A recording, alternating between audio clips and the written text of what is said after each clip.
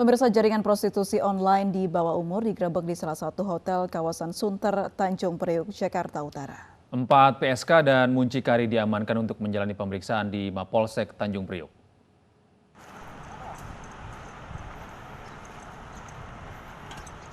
Petugas kepolisian yang menyamar langsung menangkap seorang mucikari yang mempekerjakan anak di bawah umur sebagai pekerja seks komersial di salah satu hotel di Sunter, Jakarta Utara. Petugas kepolisian juga amankan 2 unit handphone yang dipakai untuk transaksi online bersama sejumlah pelanggan. Sementara 4 PSK yang masih di bawah umur ditangkap saat sedang melakukan transaksi dengan pelanggan di dalam kamar hotel. Mereka dibawa ke Mapolsek Tanjung Priok, Jakarta Utara untuk menjalani pemeriksaan. Menurut Rama, mucikari dirinya sengaja menjual anak di bawah umur kepada pria hidung belang karena banyak pelanggan meminta wanita belia untuk melampiaskan nafsu mereka. Dengan memasang tarif 1,5 juta rupiah tiap kali transaksi, mucikari mendapat 1,2 juta rupiah. 4 orang korban, perempuan di bawah umur, yang paling tua umurnya 17 tahun, ketiga orang rekan lainnya berumur 15 tahun. Untuk sementara diduga tersangka kami lakukan penangkapan tepatnya di bawah lobi hotel. 1 orang dengan inisial R, umur 20 tahun. Perannya sebagai mucikari dari keempat anak perempuan tersebut.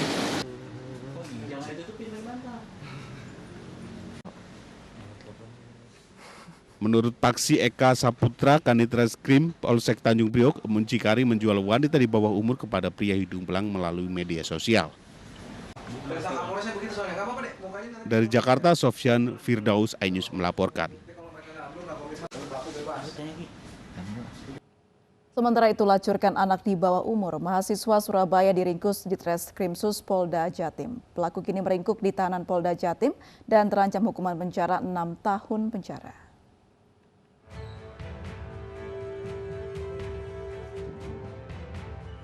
Menawarkan gadis di bawah umur kepada pria hidung belang, mahasiswa asal Surabaya ini harus meringkuk di sel tahanan Polda Jatim. Pelaku AP usia 21 tahun warga asal Tambakrejo, Waru Sidoarjo tertunduk malu saat digelandang jajaran Ditreskrimsus Unit 4 Subdit Siber Polda Jatim. Pelaku memasang tarif gadis belia pada pria hidung belang dengan harga 1 hingga 2 juta rupiah. AP menawarkan korban melalui media sosial, WhatsApp, Facebook maupun Instagram. Tersangka juga mengunggah konten berisi penawaran jasa layanan prostitusi melibatkan anak di bawah umur di media sosial. AP ditangkap di rumahnya di kawasan Tambakrejo, Kecamatan Waru Sidoarjo setelah akun miliknya dilacak Siber Patrol Polda Jatim. Cara dia melakukan, kemudian dari beberapa barang bukti yang kita sita, yang kita amankan dari handphonenya, kita masih kembangkan. Ya, kita berharap kejadian ini bisa kita hentikan karena mengeksploitasi anak di bawah umur itu perbuatan yang sungguh di luar batas kemanusiaan. Dari tangan tersangka, polisi mengamankan barang bukti berupa ponsel dari korban dan tersangka serta foto-foto aktivitas chat di media sosial WhatsApp. Pelaku dijerat Undang-Undang ITE dengan ancaman hukuman 6 tahun atau denda 1 miliar rupiah. Dari Surabaya, Rahmat Ilesan, iNews melaporkan. Polisi telah menangkap 1 dari 2 pelaku yang nekat berbuat mesum di halte Keramat Raya Senen, Jakarta. Pelaku berinisial MA dibawa ke Rumah Sakit Polri Kramat Jati untuk menjalani tes kejiwaan.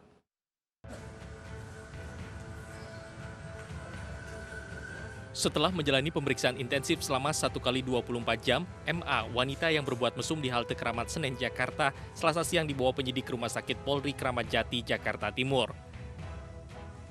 Rencananya, wanita berusia 21 tahun ini akan diperiksa kejiwaannya melalui observasi selama 10 hari ke depan. Tes kejiwaan terpaksa dilakukan karena selama menjalani proses pemeriksaan, tersangka kerap memberikan jawaban yang tidak sesuai dengan pertanyaan penyidik. Untuk saat ini atau pagi ini akan kita kirim ke Kramat Jati untuk pemeriksaan kejiwaan. Komunikasi kami dengan antara penyidik dengan yang bersangkutan agak terhambat dengan Mungkin yang bersangkutan kurang jujur ya, masih agak berubah-berubah. Hari ini ditanya A, besok jawabnya lain lagi seperti itu. Nantinya hasil tes kejiwaan MA akan menjadi bahan rekomendasi untuk melakukan penyidikan ke tahap selanjutnya. Sementara itu, seksolog Dr. Boyke Dian Nugraha mengatakan para pelaku yang melakukan perbuatan mesum di tempat umum termasuk ke dalam kelompok psikopat seksual. Berbuat mesum di muka umum itu kita golongkan ya dalam sekelompok yang kita sebut sebagai psikopat seksual atau kalau di dalam bahasa medisnya parafilia. Ya, jadi kelompok-kelompok yaitu parafilia adalah suatu gangguan ya, baik imajinasi ya maupun aktivitas seksual yang unusual, yang tidak wajar ya, yang sampai membuat dia mencapai orgasme. Polisi hingga kini masih berupaya memburu satu pelaku lainnya, pemeran pria dalam video viral melakukan tindakan mesum di tempat umum. Tim Liputan iNews melaporkan. Seorang pemuda di Kabupaten Seluma, Bengkulu ditangkap polisi akibat memperkosa seorang nenek berusia 60 tahun. Pelaku juga merampas uang korban usai beraksi.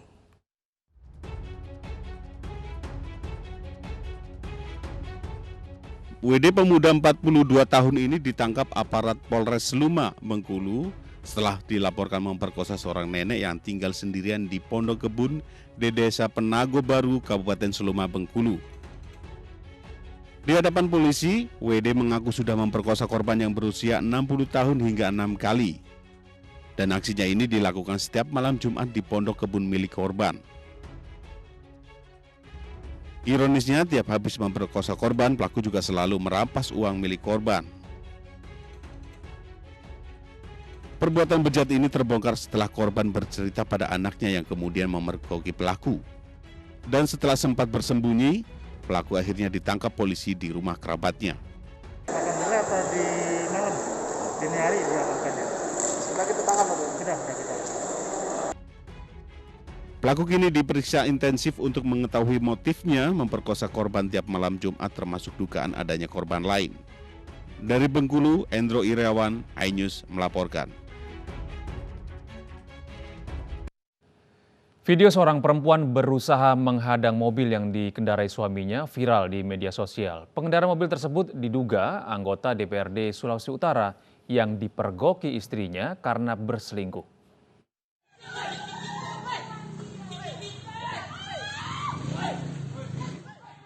Aksi nekat seorang perempuan yang berusaha mengadang laju mobil dengan bergelantungan di kap mobil viral di media sosial. Aksi nekat ini diduga dipicu karena perselingkuhan. Ironisnya, bukannya berhenti. Pengendara mobil yang diketahui sebagai suami justru berusaha tancap gas. Mobil baru berhenti saat warga yang ada di sekitar lokasi berusaha menghentikannya. Sempat terseret sampai di muka gereja sini, sekitar 30 meter. Pas itu ada motor yang udah sembah palang, yang ada warga-warga sekitar, langsung dikasih amankan sih.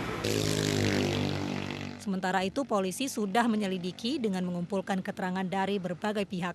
Namun polisi belum dapat mengkonfirmasi apakah benar pengendara mobil tersebut merupakan anggota DPRD Sulawesi Utara. Atas kejadian yang kemarin malam, diduga ada permasalahan rumah tangga mungkin ya. Jadi memang untuk anggota kami sedang mengklarifikasi terhadap pihak-pihak yang bersangkutan. Jadi kita belum bisa memastikan siapa di dalam mobil itu, karena yang tahu tentu perempuan yang ada di atas mobil itu, yang diduga MEP ya. Jadi anggota kami sedang mengklarifikasi untuk bisa menjawab semuanya. Hingga kini polisi belum menerima laporan terkait peristiwa ini. Dari Manado, Sulawesi Utara, Jeffrey Langi, iNews melaporkan.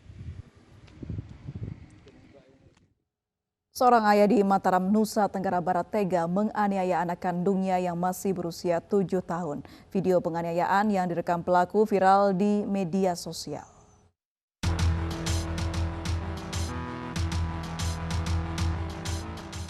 Entah apa yang ada di benak AF, seorang ayah di Mataram, Nusa Tenggara Barat, hingga tega menyiksa anak kandungnya yang masih berusia 7 tahun dan merekam aksi kejinya.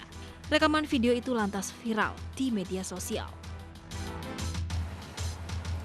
Berbekal rekaman video, polisi langsung bergerak menangkap pelaku dan menyelamatkan anaknya. Polisi juga menyita sejumlah alat bukti, termasuk tali dan bambu yang digunakan pelaku untuk menganiaya anaknya. Pelaku mengaku tega menganiaya anak untuk memaksa istrinya yang bekerja sebagai buruh migran agar mengirimkan uang. Ironisnya, uang yang didapatkan bukan untuk keperluan sehari-hari, tapi hanya untuk berjudi. Kemudian korban divideokan oleh tersangka sambil berkata, "Mamamu yang mau begini, kalau mamamu tidak menelpon 3 hari, maka 3 hari tidak akan dilepas." Ya, jadi ini berupa ancaman yang ditujukan kepada istrinya yang bekerja sebagai TKW di Singapura dengan tujuan mungkin untuk mendapatkan materi. Atas perbuatannya, pelaku AF dijerat dengan Undang-Undang Nomor 23 Tahun 2004 tentang kekerasan dalam rumah tangga dengan ancaman hukuman 15 tahun penjara atau denda 15 juta rupiah. Dari Mataram, Nusa Tenggara Barat, Hari Kasidi, iNews melaporkan.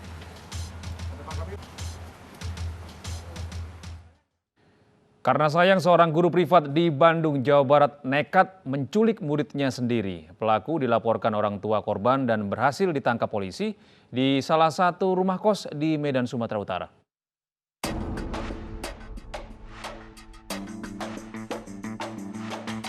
Inilah video rekaman CCTV saat SA membawa KJV, bocah 9 tahun di sebuah rumah makan di kota Bandung, Jawa Barat. Saat itu korban yang tengah makan bersama ayahnya diajak pelaku untuk membeli baju. Karena pelaku telah kenal baik dengan korban dan keluarga, maka ayah korban mengizinkan. Namun karena korban dan pelaku tak kunjung kembali, ayah korban melaporkan hal ini pada polisi. Berbekal hasil penyelidikan dan keterangan keluarga korban, polisi akhirnya mengetahui keberadaan SA di Medan, Sumatera Utara. Polisi lantas meringkus pelaku yang tengah bersama korban di kamar kosnya. Keduanya lantas dibawa kembali ke Bandung. Dari hasil pemeriksaan, motif pelaku menculik karena terlanjur sayang pada korban yang telah lama menjadi siswa privat pelaku. Pelaku adalah dulu pernah mengajar ya di perawat. Kemudian dia sehari-hari adalah memberikan privat kepada masyarakat untuk anak-anak pelajaran. Kemudian antara korban dan pelaku memang sudah kenal, sehingga pelaku sayang dengan anaknya dan anaknya juga mau ikut kepada pelaku tersebut sehingga mau dibawa. Guna mempertanggungjawabkan perbuatannya, SA kini mendekam di sel tahanan Mapolrestabes Bandung dan terancam hukuman 9 tahun penjara. Sementara korban telah diserahkan kepada keluarga. Dari Bandung, Jawa Barat, Mujib Prayitno, iNews melaporkan. Pemirsa, Majelis Hakim Pengadilan Negeri Bandung memediasi perkara anak gugat ayah kandungnya senilai 3 miliar rupiah. Sementara anak yang menggugat siap minta maaf kepada ayahnya namun tidak menyesali gugatannya.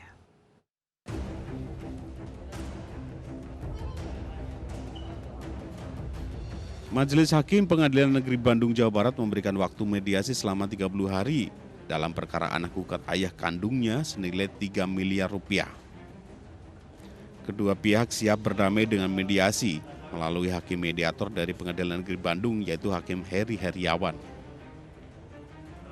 Penggugat yaitu Deden menyatakan siap berdamai dengan ayahnya, namun tidak menyesali gugatannya. Saya juga minta maaf apabila saya salah, benar-benar salah. Dan soalnya saya otomatis ini demi saya sayang sama orang tua. Benar-benar sayang dari lubuk hati, karena mati juga pasti mengatakan mana bapaknya, mana ibunya, pasti itu. Saya juga sayang benar sama orang tua. Karena itu harus mencium kaki pokok suara, Pak. Ya, saya siap. Ya. Siap menyesal nggak sih Pak dengan melayangkan gugatan ini sendiri? Saya tidak menyesal karena satu, saya sayang lebih sayang kepada orang. Sementara anak kelima Koswara yang juga digugat kakak-kakaknya menilai bahwa gugatan yang dilayangkan kakaknya sangatlah tidak pantas. Saya justru mempersilahkan bapak saya seluas-luasnya untuk bertemu sama Deden sama yang lainnya. Tapi itu ada buktinya kok semuanya. Yang menolak itu Deden dan yang lainnya, termasuk almarhumah Deden, almarhumah Ajit dan Mukhtar. Dan terakhir itu Pak Komar pun dia pun menghalangi, justru mempersilahkan Deden, Mukhtar, Ajit dan almarhumah untuk pergi duluan. Padahal bapak saya itu menyuruh sini, ayo ngobrol lagi. Tetapi mereka malah berlalu begitu. Sebelumnya, R.E. Koswara telah melaporkan ketiga anaknya yang menggugatnya ke Polda Jawa Barat karena diintimidasi. Ke anak sayang, tapi jangan sampai begitu ke orang tua. Minta pelajaran aja, jangan sampai begitu, malu kedengaran orang lain. Dan takut benar nanti hajar ke bapak paling saya tidak mau lagi ke rumah, takut. Bapak ketakutan Pak? Bapak takut? Betul. Karena dia kelihatannya betul, tapi walaupun begitu saya sayang ke anak. Bapak ini R.E. Koswara digugat oleh anak kandungnya sebesar 3 miliar rupiah karena sengketa tanah dan bangunan di Jalan Ahmad Haji Nasution, Bandung, Jawa Barat. Gugatan bermula ketika tanah seluas 3.000 meter milik orang tua Koswara yang sebagian disewa Deden, anaknya untuk toko, diputuskan untuk tidak lagi disewakan dan akan dijual. Lantas hasilnya akan dibagi pada ahli waris. Namun anak Koswara tidak menerima dan memutuskan untuk membawa perselisihan ke meja hukum. Dari Bandung, Jawa Barat, Tim Liputan Ainsum melaporkan. Tebing setinggi 25 meter di Magelang, Jawa Tengah, Selasa sore longsor dan menimpa rumah warga. Anies Pagi segera kembali dengan informasi lengkapnya.